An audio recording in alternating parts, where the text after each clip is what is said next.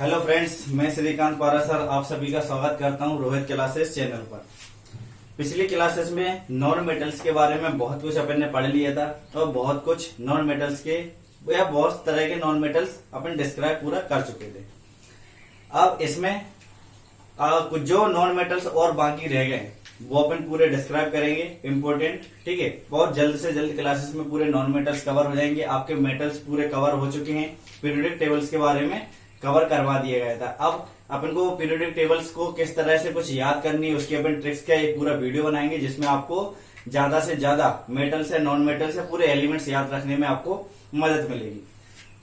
आज के लेक्चर पे चलते हैं। तो सबसे पहले आज बात करते हैं ऑक्सीजन के बारे में।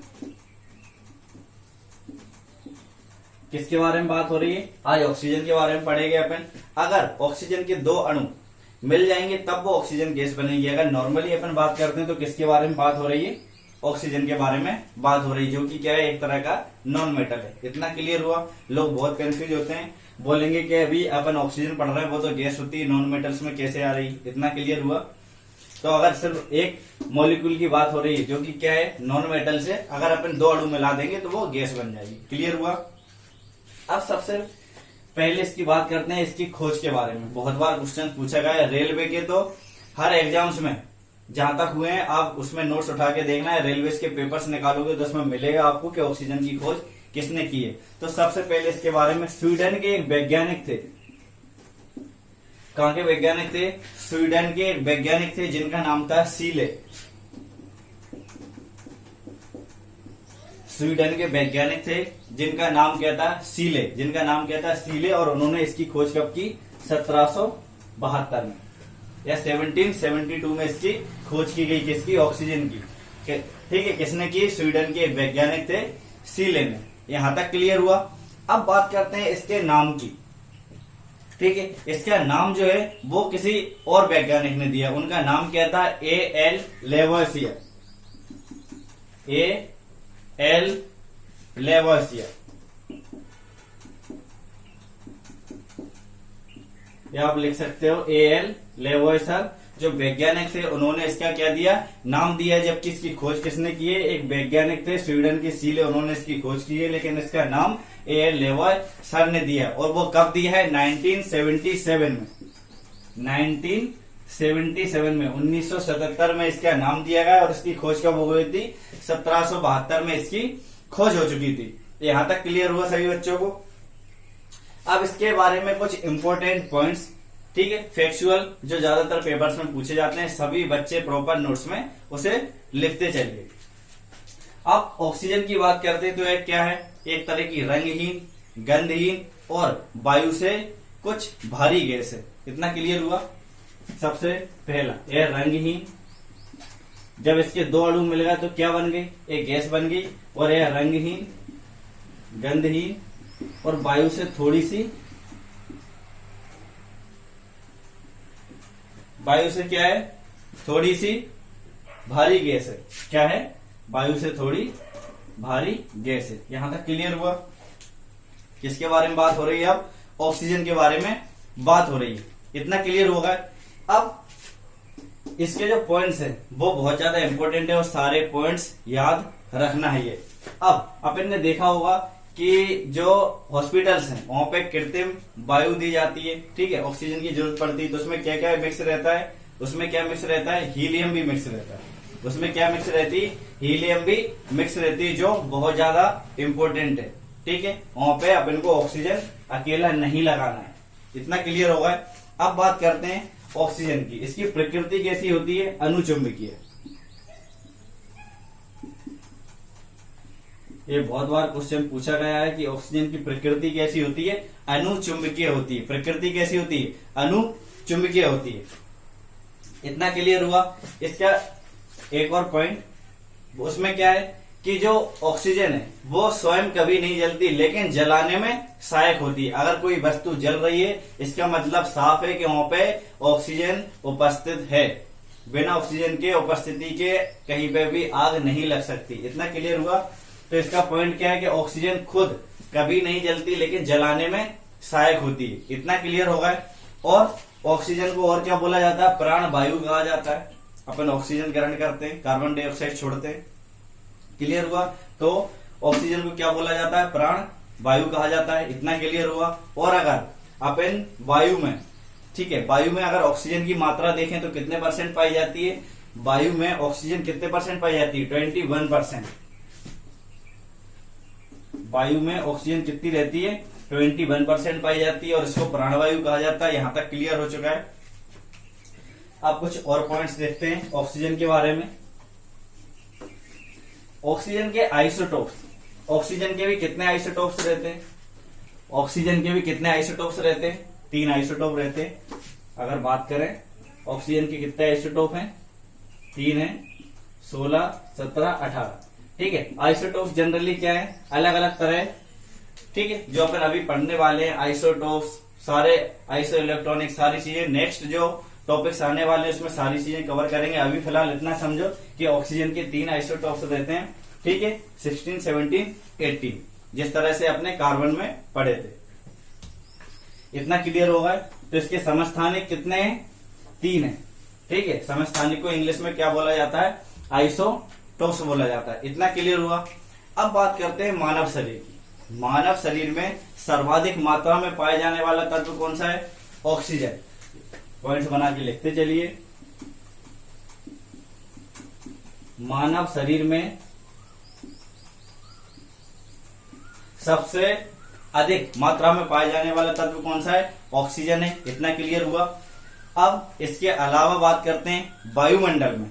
ठीक है, वायुमंडल में जो समस्त ऑक्सीजन है, वायुमंडल में जो समस्त ऑक्सीजन है वो क्या करते हैं? जो हरे पौधे, ठीक है, हरे पौधे क्या करते हैं? प्रकाश संश्लेषण की क्रिया के फलस्वरूप क्या करते हैं? उत्पन्न करते हैं। अगर अपन ऑक्सीजन की बात करें तो प्रकृति में देखें पेड़ पौधे क्या करते हैं? वो कार्बन डाइऑक्साइड को लेते हैं और ऑक्सीजन को प्रोड्यूस करते हैं, और वही ऑक्सीजन हम सब लोग लेते हैं, प्राणी जो भी लेते हैं, उसके बाद अपन कार्बन डाइऑक्साइड को प्रोड्यूस करते हैं। इतना क्लियर हुआ। तो इसमें अपन ने क्या लिखा है कि वायुमंडल में समस्त जो ऑक्सीजन है वो पौधों द्वारा क्या होता है? प्रकाश संश्लेषण की प्रक्रिया के फलस्वरूप उत्पन्न होती है। इतना क्लियर होगा।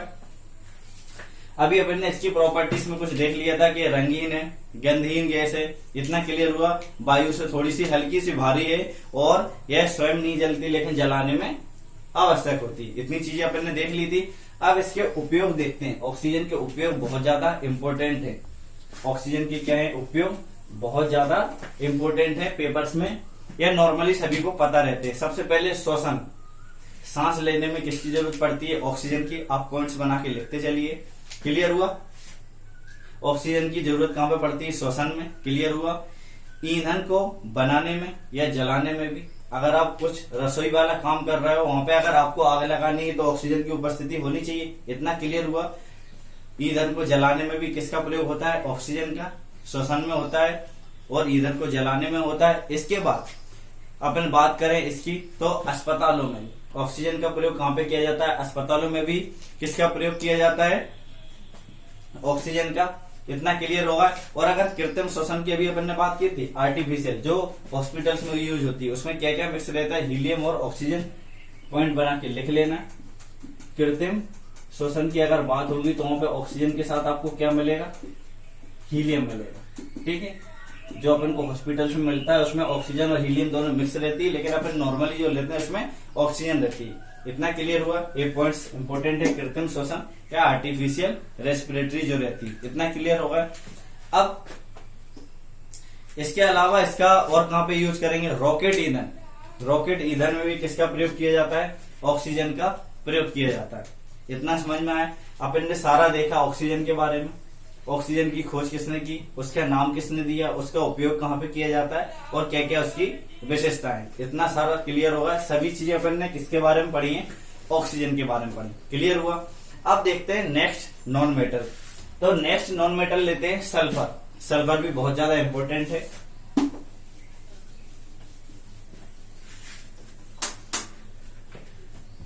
सल्फर भी बहुत ज्यादा इंपॉर्टेंट है।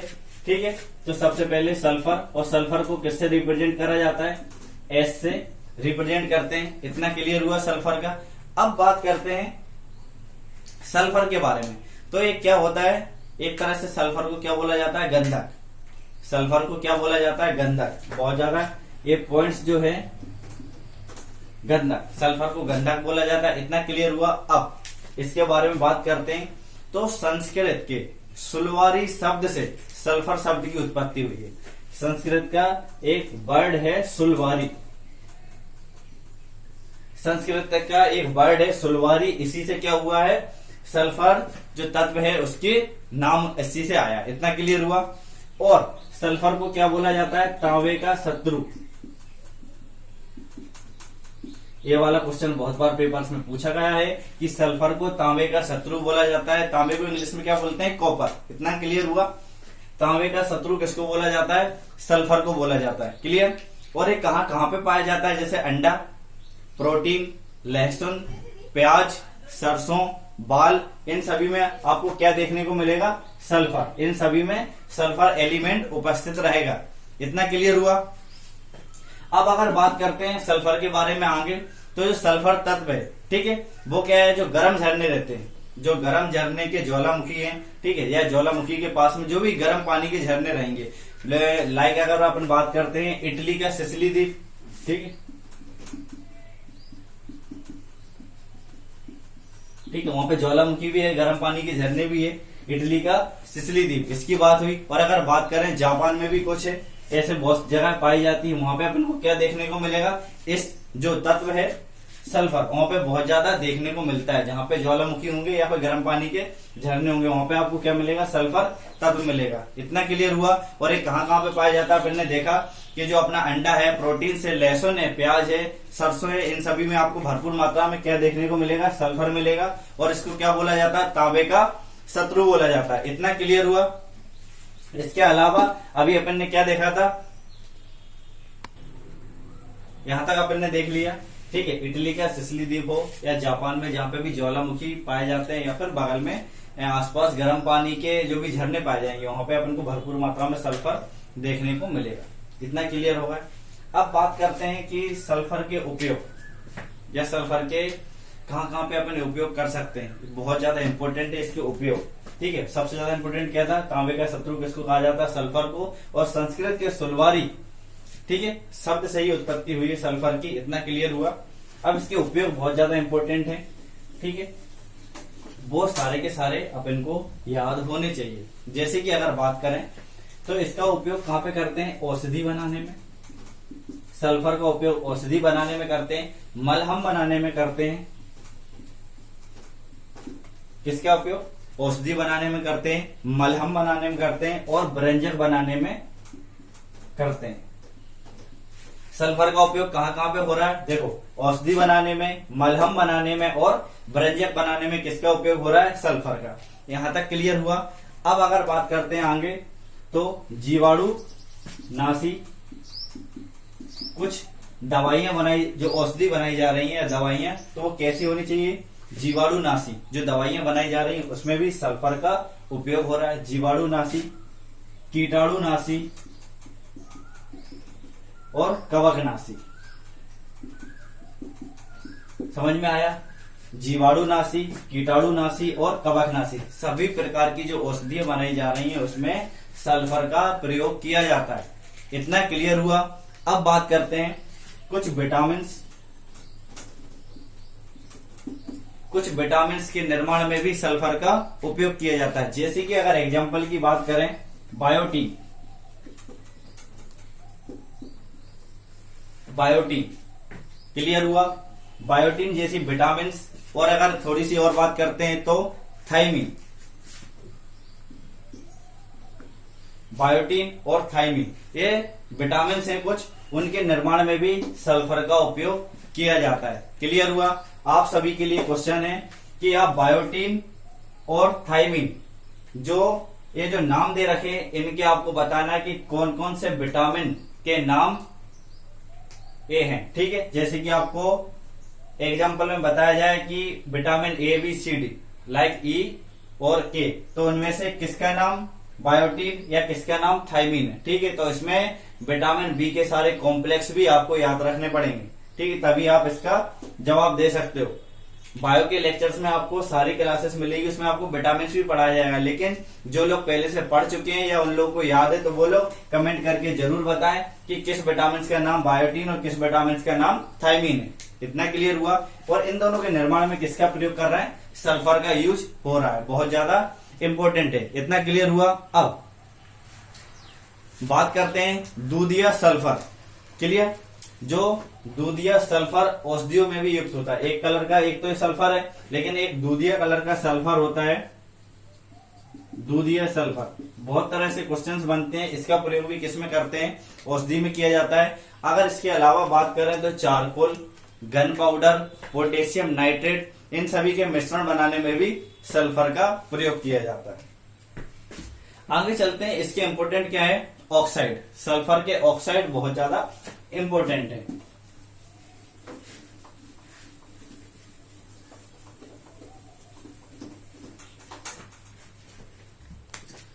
सल्फर के ऑक्साइड, पहली अगर बात करें सल्फर के ऑक्साइड की बात हो रही है तो सल्फर डाइऑक्साइड ही ले लेते हैं, SO2। क्लियर हुआ। SO2 का उपयोग कहाँ करेंगे, अभी अपन ने नॉर्मली देखा सल्फर कहाँ पे मिलेगा, जो ज्वालामुखी है, ठीक है, उसके आसपास निकलने वाले जो भी पदार्थ रहेंगे वहां पे अपन को सल्फर देखने को मिलता है और वहीं पे जो गैस निकलेगी उसी को अपन सल्फर डाइऑक्साइड कहेंगे। इतना क्लियर हुआ। और तीखी गंध वाली गैस होती है, तीखी गंध वाली गैस होती, इतना क्लियर हुआ। और यह रंगहीन गैस होती, इसका कोई कलर नहीं होता, रंगहीन गैस होती, इतना क्लियर हुआ। और इसको क्या है, यह जल में अत्यधिक विलय होती है, जल में घुल जाती है, जल में, ठीक है, जल में अत्यधिक विलय होती है, मतलब बहुत जल्दी सल्फर डाइऑक्साइड जल में घुल जाती है। इतना क्लियर हुआ। अब इसके बारे में क्या पूछा जाता है कि जो सल्फर डाइऑक्साइड है इसको दम, जो व्यक्ति का दम घुट जाता है ना, तो इसको दम घुटने वाली गैस भी कहा जाता है। यही क्वेश्चन बहुत बार पूछा गया है। सल्फर डाइऑक्साइड को क्या बोला जाता है, दम घुटने वाली गैस कहा जाता है। इतना क्लियर हुआ। इसका बहुत बार पेपर्स में पूछा गया है ये वाला क्वेश्चन, ठीक है। अगर अब इसकी जलीय विलयन की बात करते हैं, क्लियर, यह जल में घुल जाती बहुत जल्दी आसानी से, तो इसका जो जलीय विलयन है वो क्या कहलाता है, सल्फ्यूरस अम्ल। इसका जलीय विलयन, जलीय विलयन क्या कहलाता है, सल्फ्यूरस अम्ल, सल्फ्यूरस एसिड कहलाता है इसका जलीय विलयन, ठीक है। वाटर, इसका सॉल्यूशन क्या कहलाता है, सल्फ्यूरस एसिड। क्लियर होगा इतनी चीजें। अब इसका उपयोग, SO2 का उपयोग कहाँ पे होता है, जो पेट्रोलियम है या चीनी से रिलेटेड जो भी गोडाउन है या जहाँ पे फैक्ट्री है वहां पे सल्फर डाइऑक्साइड का उपयोग किया जाता है। इतनी सारी चीजें क्लियर हो गई। अब इसका नेक्स्ट अगर ऑक्साइड देखें तो SO3, ठीक है। अगर अपन नीचे देखते हैं तो फिर क्या देखेंगे, SO3। क्लियर हुआ।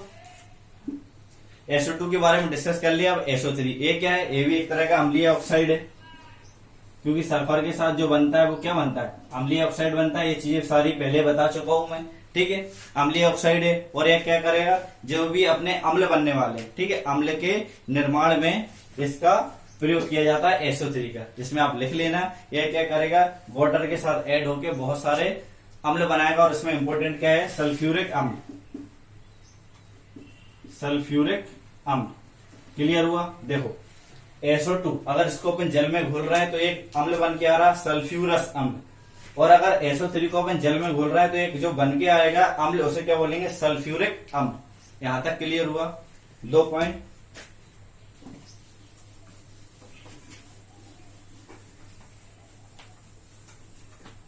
आगे देखते हैं, जैसे कि कुछ अम्ल बन के आएंगे ऑक्सी अम्ल सल्फर के, तो उनको किस किस नाम से जाना जाता है। अभी अपनी बात हुई है सल्फ्यूरस अम्ल की, तो उसको क्या बोलेंगे, H2SO3 लिखते चलना। इसको क्या बोलेंगे अपन, सल्फ्यूरस, सल्फ्यूरस अम्ल। क्लियर हुआ। H2SO3 को क्या बोलेंगे, सल्फ्यूरस अम्ल। और H2SO4 को क्या बोलेंगे, सल्फ्यूरिक अम्ल। थोड़ा सा डिफरेंस है लेकिन याद रखना पड़ेगा, यही क्वेश्चन में पूछा जाता है। H2SO3 सल्फ्यूरस अम्ल, H2SO4 सल्फ्यूरिक अम्ल। इतना क्लियर होगा। अब एक और आता है H2SO8, H2SO8 क्योंकि इसमें सल्फर का यूज हो रहा है। H2SO8 इसको क्या बोला जाता है? पर ऑक्सी डाई सल्फ्यूरिक, पर ऑक्सी डाई सल्फ्यूरिक अम्ल क्या बोला जाता है इसको? H2SO8 को पर ऑक्सी डाई सल्फ्यूरिक अम्ल बोला जाता है। यहां तक क्लियर हुआ। एक और पूछा जाता है H2SO5, H2SO5 ये वाला भी बहुत बार पूछा गया। इसको क्या बोलते हैं? कैरो अम्ल। इसको क्या बोला जाता है? कैरो अम्ल। यहां तक क्लियर हुआ। ये सभी क्या है? ऑक्सी अम्ल है। किसके? सल्फर के। बहुत सारे बनते हैं, इसके अलावा भी बनते हैं, लेकिन जितने पेपर के पॉइंट ऑफ व्यू से इंपोर्टेंट थे अपन ने उतने डिस्कस करे हैं। इसमें से सबसे ज्यादा इंपोर्टेंट क्या है? सभी लोग जानते हैं H2SO4 सल्फ्यूरिक अम्ल। क्लियर हुआ। इसके बारे में डिस्कस करते हैं अपन।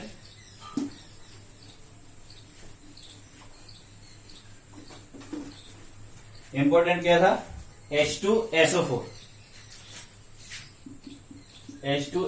क्या बोल रहा है इसको? सल्फ्यूरिक अम्ल बोल रहे हैं। इसके अलावा इसका नाम एक और क्या है? Oil of vitriol. इसको क्या बोला जाता है? Oil of vitriol. Oil of vitriol बोला जाता है किसको? H2SO4 को, सल्फ्यूरिक अम्ल को। ठीक है। इसके अलावा इसका एक और नाम है ओलियम। बहुत बार पेपर्स में पूछा गया है रेलवे के ओलियम किसका नाम है? तो H2SO4 का नाम है। क्लियर हुआ। अब इसके बारे में बात करें H2SO4 के बारे में, तो यह क्या है? जो भी जितने भी तेल रहते हैं, ठीक है, ऑयल्स और रसायन केमिकल्स, उसका क्या बोला जाता है? इसको सम्राट बोला जाता है या राजा बोला जाता है। क्लियर। इसे तेल एवं रसायनों का सम्राट भी कहा जाता है। इतना क्लियर होगा। H2SO4 जो है ये भी एक तरह का क्या है? रंगहीन और गाढ़ा तेलीय द्रव होता है। एक तरह का रंगहीन और गाढ़ा तेलीय द्रव होता है। क्लियर होगा। द्रव होता है। यहां तक क्लियर हुआ। अब इसका प्रयोग H2SO4 का प्रयोग कहां पे करते हैं?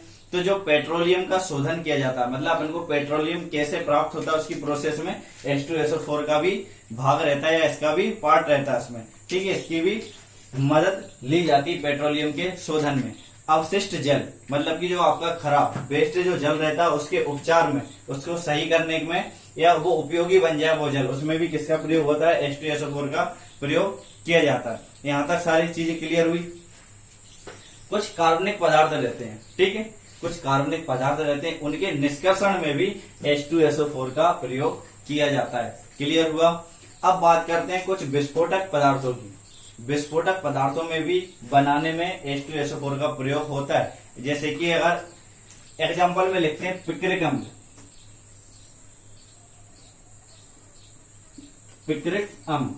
पिक्रिक अम्ल को भी बनाने में H2SO4 की मदद ली जाती है। इसके अलावा TNT का नाम मैंने बता दिया था, ट्राई नाइट्रो और क्या था? ट्राइनाइट्रोग्लिसरीन।